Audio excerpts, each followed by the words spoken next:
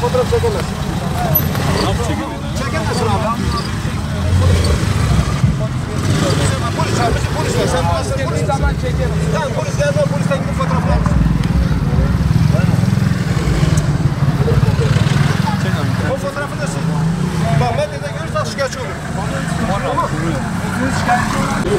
Biz sen buradan kağıt getir fotoğrafımı çekmek için. Özgürlük diye bir şey var. Ben fotoğrafımı çekemezsin. Güzeldir, çekemezsin.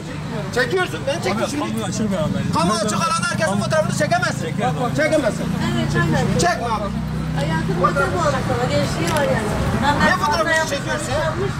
Yani yapmak zorunda. Ya ben senin fotoğrafını Şimdi fotoğraf çeksen niye? İstemiyorum.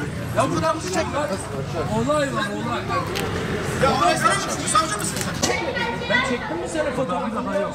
Yok sen. Ya Yanlış yapamıyorum. arkadaşım. Bak. Bir cezalandırma eğitimimiz yok. Benim kameramda ne senin fotoğrafın var, ne bu abimin fotoğrafı var, ne de bu arkadaşın fotoğrafı. Anlıyor musun? Bak bunu kaç defa söyledim sana. Bak olsa da ne hukuken ne de farklı bir yolda.